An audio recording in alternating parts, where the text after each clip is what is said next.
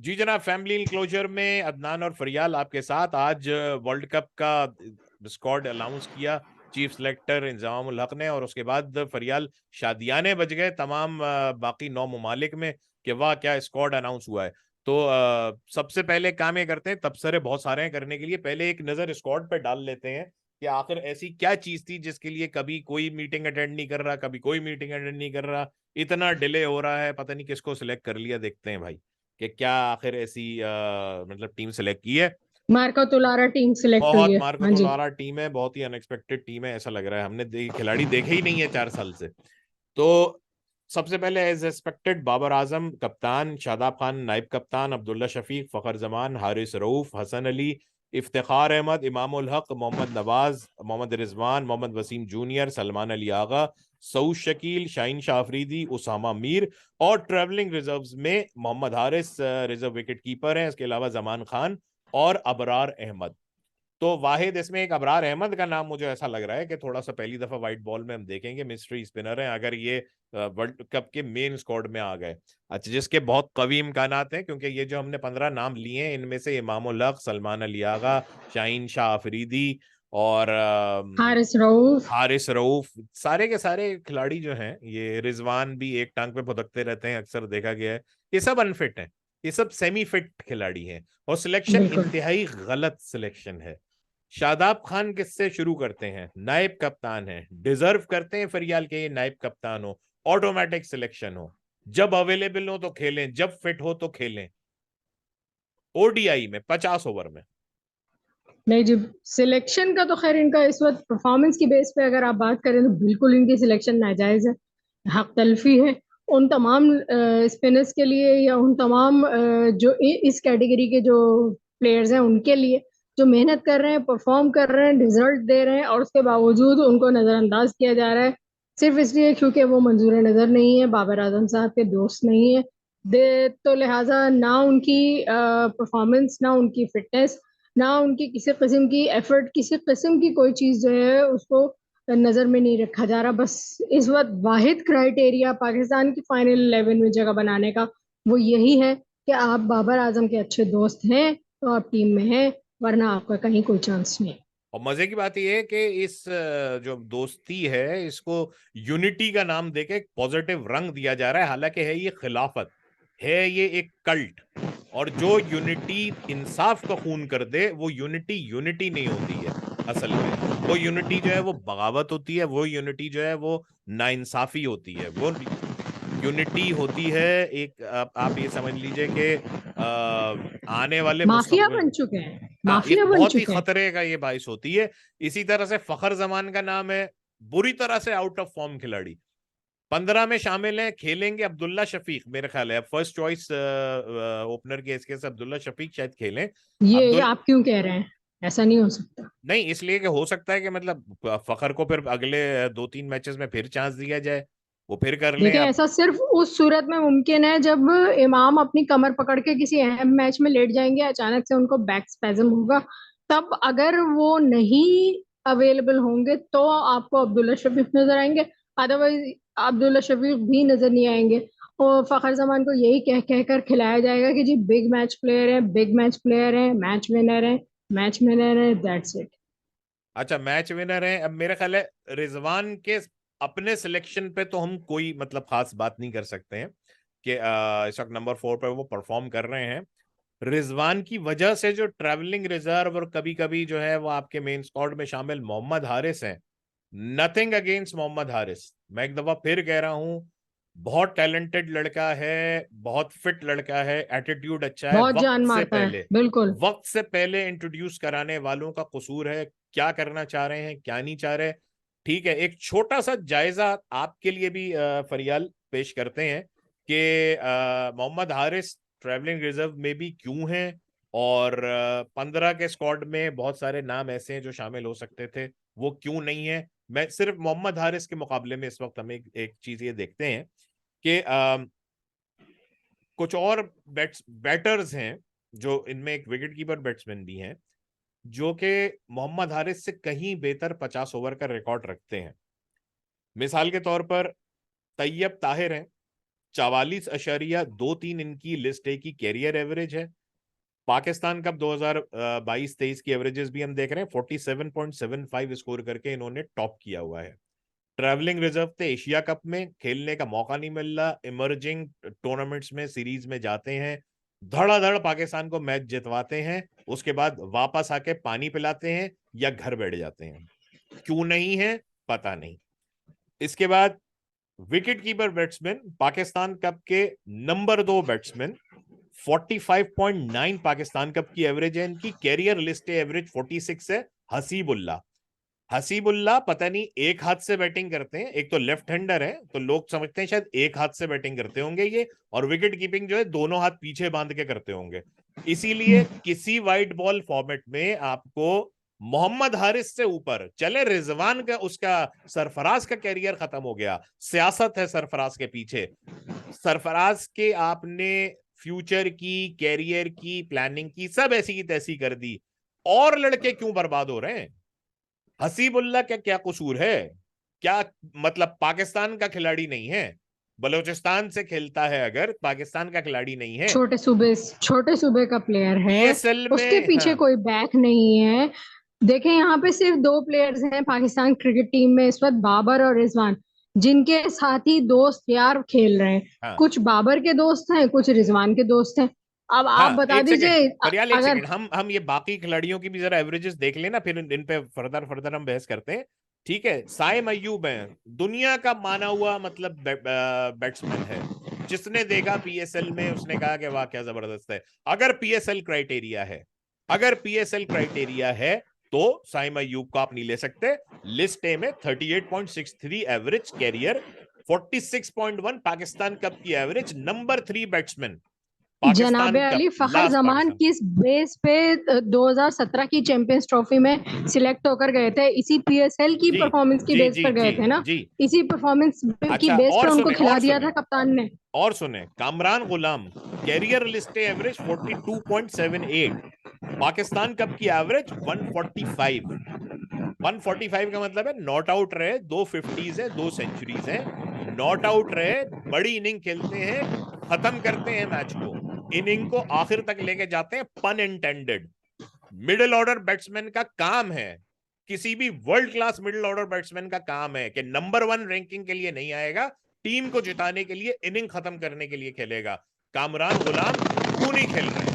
कहां है, किस जगह, मतलब कहां से उनका ताल्लुक है?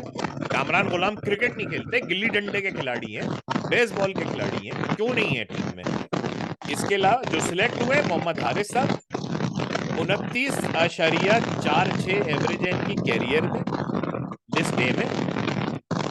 27 इनकी पाकिस्तान कप की एवरेज है, ओडीआई खेले हैं 6, 7.5 इनकी एवरेज है। ये लिस्ट बेचारा मेरी मैं उठा के फेंक दूं। इसी तरह से आपके जो मतलब बाकी खिलाड़ी यहाँ पे शामिल हैं। जी जनाब, तो ये तो हमने बैटिंग में जो मतलब फॉल्ट्स हैं सिलेक्शन में, उसकी हम बात की है। बॉलिंग में अगर आप देखें, उसामा मीर की मतलब 28 विकेटें हैं, 17.9 की एवरेज से पाकिस्तान कप में, यानी बेहतरीन स्पिनर वो ही हैं पाकिस्तान कप के। खेलने का, उनको सेटल होने का मौका दिया जाए, मुस्तकिल Shadab Shadab Shadab. If someone is not taking wicket, someone is not like making an impact, क्या जरूरत है कि इतनी अहम पोजीशन पे आप शादाब खान को, मतलब शादाब खान के घर के ठेके में निकल आइए टीम के। क्या ख्याल है आपका?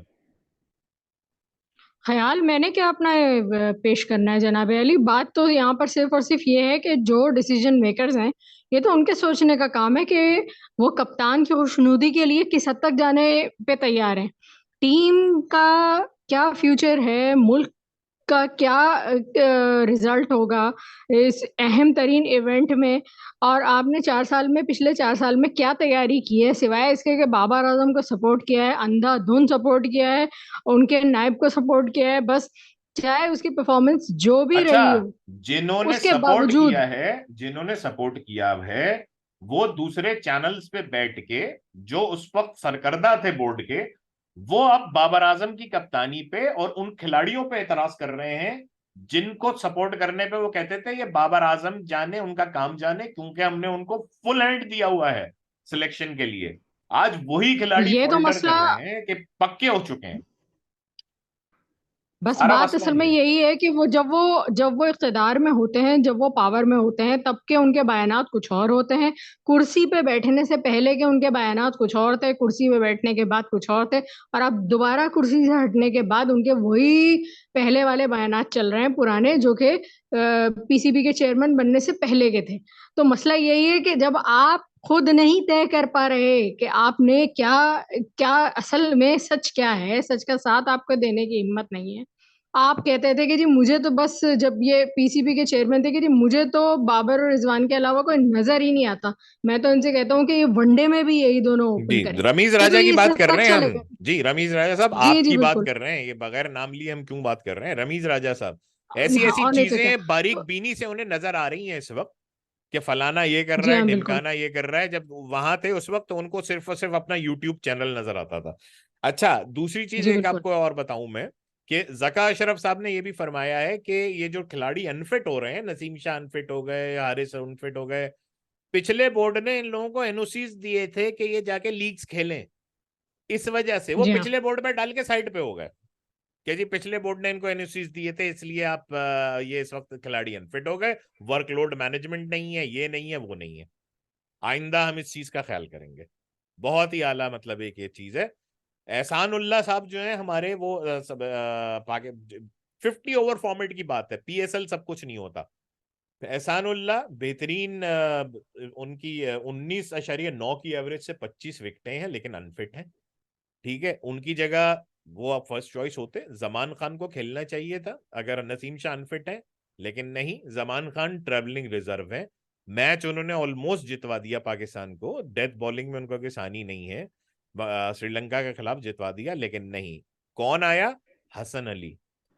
वर्ल्ड कप हरवाने में जो चैंपियन हैं, जो वर्ल्ड कप हरवाने में महारत रखते हैं, वो हसन अली साहब। हाँ, कभी वो एक बड़ी पोटेंट फोर्स हुआ करते थे, अब ना उनके पास स्विंग है, ना सीम है, ना स्पीड है। ठीक है, 2018 के बाद से सिर्फ एक मैच इंग्लैंड में ऐसा खेले हैं ओडीआई, जिसमें उन्होंने 5 विकेटें ली हैं, वरना 1 विकेट या 0 विकेट, 1 विकेट या 0 विकेट।